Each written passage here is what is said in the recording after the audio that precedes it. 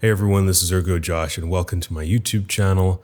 Today, I had another video originally planned that I was actually working on the script for right out there behind you, but I decided in the middle of it that I had to make this video today, right now. This topic has been on my mind since before I even started to create this channel, and I've always wanted to talk about it on this channel, but I was always putting it off thinking it'd be better for a future time. But then obviously, with the events that have happened recently, this is the best time. So this video is kind of going to be a podcast format again. I'm going to ramble a little bit because it's hard to gather all of the different things I really want to mention in one place, but I think that's probably just going to be the best way to talk about it. And for those of you concerned, don't worry. The regularly scheduled videos of me actually drawing on this channel are coming soon. I'm just waiting for, my secondary studio setup to be completed, which should be happening in the next week and a half or so. So stay tuned. So I was kind of inspired to make this video by Marques Brownlee, MKBHD, who recently put out a video this week, and I was really inspired by it. And I shared a lot of similar ideas and thoughts that he had with his experience. But I want to start my kind of video off today with saying that it's very different from what most people have experienced. A lot of other Black people in the community, what they've experienced has been a lot rougher than what I have. I would say it's been probably 5 to 10% of what, the worst racism you can experience here in the United States can be like. However, I do have a lot of very strong ideas and points about how I feel about it. And, especially when it comes to this YouTube channel and me and myself as an artist and what I want to show and put out there. So I'll start off by telling you a little bit about why I haven't experienced that much. And that kind of goes all the way back to where I was born, since I'm not actually technically African American. I'm African because I was born in Nigeria. I had, immigrant parents who decided that they want a better life for their children. So in our case, particularly, they moved to Germany since we couldn't come here directly for the first time. And then eventually we were able to move to the United States when I was around 3 years old. Now, my dad was the first person to come here around 30 plus years ago, and he had definitely a interesting experience. Things were very different from the way they are now, especially here in Atlanta. And I remember him telling me, as I was young and then going through school, Josh, you're going to have to work 2 or 3 times harder than the white guy next to you if you want to get his same experiences. Now, today, in today's world, I wouldn't say it necessarily has to be that hard, especially in the position that I've been able to be in. But back then for him, that was exactly how it was. He was in the restaurant industry. He was pretty much worked so many different positions within the restaurant management system, all the way into the management system. So his experience was with a lot of different types of people, and he's had, in that kind of industry, it's not as professional as, maybe if you're in a tall skyscraper somewhere. So a lot of the way you're able to connect with people matters when it comes to rising through the ranks and, negotiating pay and different things like that and tips and all whatnot. So it makes perfect sense that he had that experience.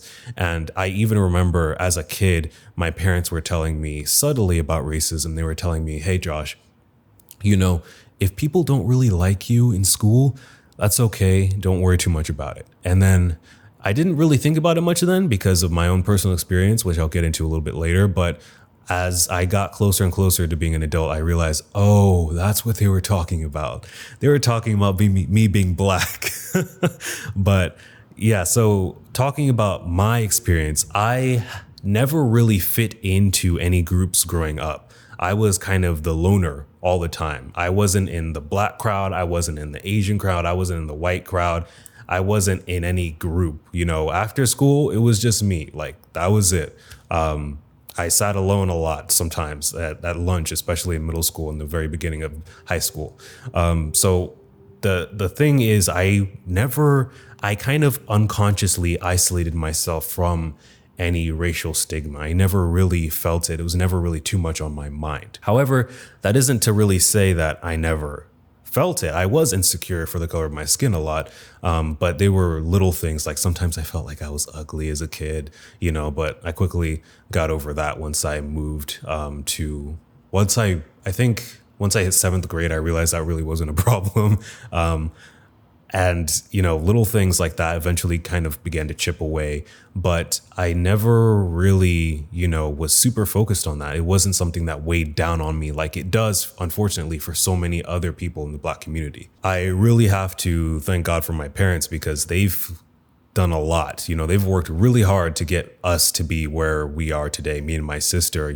I'm sure if you have immigrant parents as well, you've had this conversation or you've heard this somewhere where, they say, we didn't come here for you to party and to mess around. We came here so that you could get in those books and study and get a good education and get a good job and be a doctor, lawyer, accountant, whatever you've heard, right? Now, my parents weren't nearly like that strict, but the beginning of that kind of sentiment is definitely how they were and how they wanted us to be. So I was definitely, on the grind, trying to do well in my studies, especially after elementary school, trying to look forward to being successful one day because my parents always instilled that in me that I can become somebody successful. It quickly became something that I noticed that, there was a lot of kind of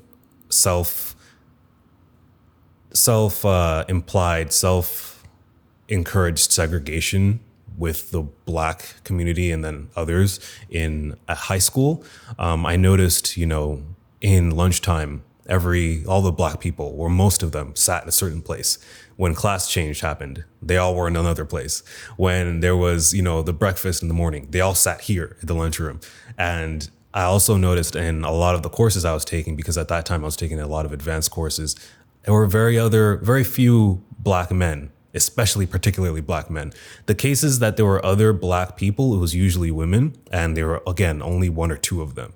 That slowly began to get better when I got into like around senior year, but it still was very, very minimal. But now I want to get more into the art side of it. So like one little story I'll tell you guys is when I was in freshman year of math class, I remember a Colombian friend of mine, he was a really good friend of mine, and unfortunately he had to move to Canada. And I remember him saying, like, wow, Josh, I didn't know you could draw that well. I can't wait to tell people in Canada that Black people can draw, right? And that kind of sounds really, really bad when you first hear it. But I know my relationship with him is like, I know he's not being malicious. He was also a minority, right? But the thing is, it was just so obvious. It's so deep in the culture that everyone knows, like, the Black community, even especially within itself, it's like, it's only good for a few things. There's only so many things that we're interested in and things that we do. And I never forgot that statement. In art class, I was the only guy a lot. And I remember there was one other guy that was Black, I think at some point, but as soon as I got into the more advanced classes, I was the only Black guy there. There was one other Black woman there, and I still remember her and we're still in contact. But yeah, it was very kind of a different thing, but I never really let it get to me much. I'm really, really appreciative of my art teacher back then. He adored me. I was, the star of the class. I did super well. You guys know how it is. But, he was super proud of me. He was always encouraging and he was super helpful. When I didn't get awards one day and everyone else got awards, he went down to give me a pep talk. He's like, Josh, I don't know why you didn't get anything. Your art is amazing and stuff like that. And he was a white guy, it's great. It was great to have him in my life and I'll never forget him. But, that was the kind of reality of it. And I can see now looking back, like how deeply ingrained, like I feel racism systemically over, the past centuries has eventually created this kind of thing where we feel like as a community, we can't do certain things or be in certain places. And then for some people in some realities and some different areas, that's an actual reality. Like they actually struggle to be in a certain position or get a certain job. And that's something that's just really unfortunate. But with me and my channel, what I realized at the very beginning is that I wanted to use my Blackness to stand out. I realized that I was a minority in this niche and a minority on this platform. And I was actually excited. I was like, wow, this is going to be my edge. I'm going to put myself out there. And it really did work. People talk about my hands all the time. People talk about, like all kinds of different things about me as a person, just uniquely me. But it was, sometimes when I'm editing, I'm just laughing because I know how crazy this is going to look. When I did that kind of like model shoot thing in my video about like, stop drawing these girls, I'm like, oh yeah, I know this is going to get views. I kind of knew because it's like, when I look at the thumbnail, I'm like, this, you don't see this anywhere. And that really made me excited, because I was like, wow, I feel like I'm doing something that I've always wanted to do with my channel, which is I wanted to kind of make content for the person I was when I was in high school, because I was like, man, if only I knew, if I knew or had access to a channel like mine when I was growing up, the things I would have done into high school and college would have been completely different, just completely different. And so my goal was, I want to inspire people to see that the value of working on their art and taking it further, but also to inspire other people in the Black community, especially younger people, that you can do this and take it seriously. Like, you're going to be able to see, oh, there's Ergo Josh. Like, I always fantasize, I'm like, I'm sure one day I've been brought up in class somewhere, in somebody's class, and they've talked about it, or I've encouraged somebody to take an art class or to try harder on that next assignment. And that's really what really inspires me. And I've had comments about that, people saying, oh, it's nice to see somebody in the Black community here. It's nice to see a different face in this on the YouTube community. And it's something that really gives me a lot of encouragement. And it's what I feel like, even though I haven't had the worst of the experiences, I can still bring something new to the table when it comes to encouragement and when it comes to empathy. And speaking more on empathy, I feel like that's really what the angle that I want to talk about with all of this, especially with the terrible news that happened with George Floyd. I really wanted to talk about the angle of empathy, because I feel like that is really the key of what's holding us back as a nation and even in the entire world. You know, the greatest threat to you and your human life is not going to be a tiger. It's not a lion. It's not a wolf. It's going to be another human being, or yourself, because you don't treat yourself right, or you don't give yourself the right food or exercise, whatever, right? And so, you know, I want to show people that empathy is really the key, and it really has to be on both sides. But the key thing to understand here is that right now we need more empathy from a specific side, which is the side outside of the Black community. So when people are quoting statistics, when people are focusing on the wrong thing, like just getting outraged about the rioting and stuff without having any shred or sense of empathy for the huge issue that's going on, because this isn't just one isolated incident, right? This is the peak of something that's been building up and building up and building up, that's become jokes, that's become memes, that animations have been done about, because it's just so prevalent in our society, and it's just blown up right now. And it's even, all of that is even stacked upon, you know, just racism in general. And I feel like the key thing here is awareness, and putting it in the front of everyone's mind, putting it in the front of everyone's eyes and on the table here, so that people can be aware of it, and so that people can learn to be empathetic, because that's really what's going to carry us forward. And I'm looking forward to a society where in the future, the people now who are developing empathy for those around them who are less privileged can be in places of authority, can be in places of influence, where they can begin to change the perception of those around them that are coming up under them subconsciously, you know, especially for, you know, this is something that I've always been aware of, women. You know, one example of how this is being done in the wrong way, a lot of times when there's an issue with women's rights or equality, a lot of guys are going to feel insecure and say, oh no, but what about this? Well, what about this? Well, it's the same issue. You know, right now the issue is, you know, in the women's case, it's going to be about this incident that happened, and we need to have empathy on that. And it's the same thing here. This incident happened, and we need to have empathy so that people can understand and feel like they're being heard, and so that we can move on to making the world a better place for everyone. But without empathy, people just keep getting hurt, and then hatred begins to build. And that's where I want to, you know, try to be an influence in the other direction there. You know, again, talking about my own experiences, I've been pulled over three times in my life. And I've had good and bad experiences. So one was good. Well, let's say one was, they're not all good, because nobody really likes being pulled over, right? It's not a very fun experience. But one was pretty pleasant experience. One was neutral, and then one was really bad. The first time I was pulled over, I was on a bike, right? A bicycle, not a bike like a motorbike. I was on a bicycle, right? And it was my first time I have ever been pulled over. Never had any warnings on my record. That cop was white, gave me $250 ticket. And it was just like, damn, that was tough. You know, if I had had worse experience in my life, with, if I had had a reason to have kind of a dark perspective on the white community, I would have been even worse off then.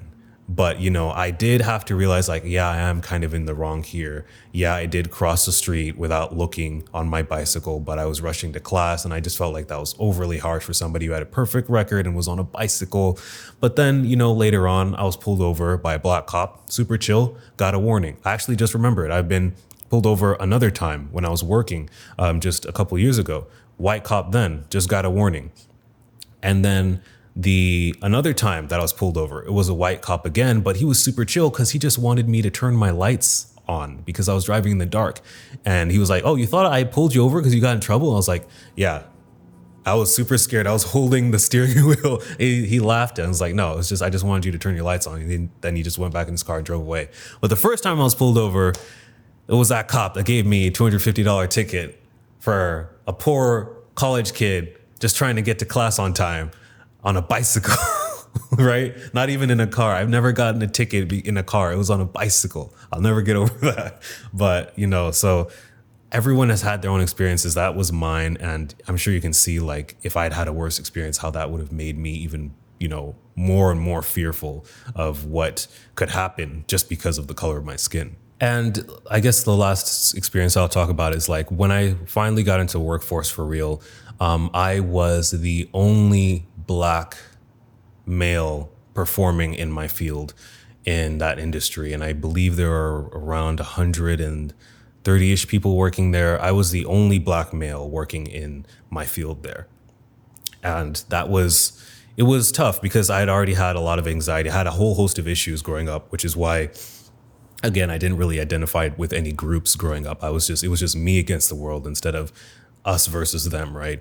And so there was a lot of tension. I felt it. A lot of my higher ups and bosses, there was a lot of tension around me. A lot of uncomfortable, like it was uncomfortable. It was tense. But as time went on, they all warmed up to me and they all loved me. It was fine. They all were used to me. We worked well and it was great. And then eventually they started to hire more and more Black men, and it was doing well. But even then, like, that was just within the past 2 years. I was the only Black guy working, in the architecture industry there. And it was interesting, but I'd been used to that my whole life. So it wasn't too big of a deal. But for some people, that would have just been a terrifying experience. Like, it really would feel like you're there by yourself and that there's nobody to turn to. So I want to end this video with kind of two thoughts. Like, for the communities that are seeing this and being impacted by this, I want you to understand that empathy is the biggest role you can have, other than, of course, supporting the communities around the country right now. I'll have links in the description box below. But other than that, empathy is really going to be the key here. And you have to do that daily. That is going to be part of who you are in your life, because that's going to be how the world changes. If everyone does their part to show empathy, to go against what their brain naturally wants them to do because of what they've seen on TV or what statistics they've read, thinking that they should treat someone in a different way, even when they don't know them, because of these things that they've seen, right? To kind of force yourself to think, okay, let me be higher up here. Let me be a better person and be empathetic to what this person has been through or what they may have been through, and to treat them with the respect that I treat anyone else with, right? That kind of empathy is there. Even if it's simply something as understanding that, if somebody is a little bit hesitant or cautious towards you, to know that, hey, I understand what this is. I understand what might be going on here, and I'm still going to be, a respectful person and be the better person and try to, engage with this person in a way, no matter what their skin color is, that's going to be, how I would want to be treated. And to try not to feel like, I know a lot of people feel like attacked, like, I didn't do this. This shouldn't be happening to me. I feel attacked. I'm tired of all these videos. I'm tired. But the thing is like, again, that's a complete lack of empathy there. And that's really what I want to implore everyone to have. It's like, instead of thinking about yourself and not being able to understand what other people have been through, develop that. Please try and look into and educate yourself on how to understand what is actually going on here, what is the bigger picture, so that you can be empathetic. And I'm super, super grateful for the people that are, even within my community. There's so many people that have reached out in crazy amounts that have really surprised me, to be honest, and that are super supportive, and I'm extremely appreciative of them, and I'm looking forward to seeing, like what the world becomes when there's more and more people like that, and those people begin to get, integrated into many, many more parts of society. The other part to this video is I want to speak to the Black community and really any other minorities that have similar experiences. I want you guys to know that yes, I haven't felt as hard of the pain as you have probably felt, but I want you to know, like, with the next step that you take from wherever you are right now, you can take it with increasing confidence to being able to do whatever you feel like is on your heart to do with your life, and to feel more confident in who you are and your skin color.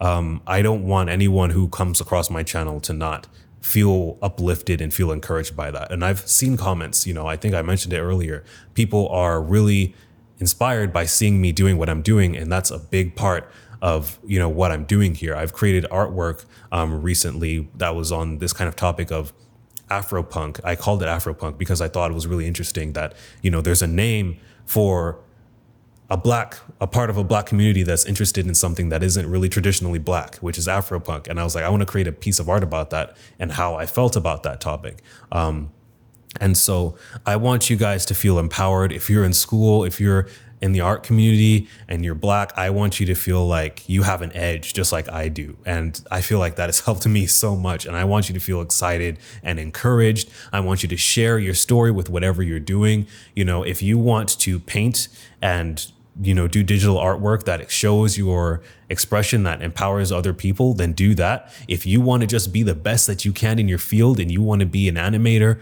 you want to be art director, whatever it is, go for that. Don't let anyone stop you. Don't let yourself stop you. Don't let the past pain and trauma that has been in your generation stop you. I want you to feel like whatever happens, like from this moment forward, you can take a step to improving and in growing it within that. Because right now things are changing fast, and they've always been changing, but even now, like, everything is so much better than it was just 30 years ago. And yeah, I think I want to leave you guys with that. I feel like I'm a little bit nervous about posting this video, but it's something that just came on my heart immediately as I was writing my script for my next video. So I'll try to post that next week. I'm actually kind of glad because I'll have more time to develop it for you guys. But yeah, I want you guys to be encouraged and empowered. I'm so excited to see what happens. As I've been on this platform, so many different African-American creators have come up. I've connected with so many more on Instagram, learning about, their different art styles and what they're interested in. And it's just been great. Other than that, if you're not following me on Twitch, you should. I stream on Twitch, usually Monday, Tuesday, Wednesday, Thursday, Friday. I might switch to Monday, Wednesday, Friday, but it's always going to be from 6 p.m. Eastern time to later on in the night, at least 2 hours. We have a great time there. I may or may not be getting a pink wig and wearing that at special occasions, but you'll never know unless you come follow me on Twitch and join the live streams there. And I'll take that thunderclap as a cue to end this video. Thank you guys so much for watching. I wish you all the best. Stay safe out there, and I will see you in the next one. Peace.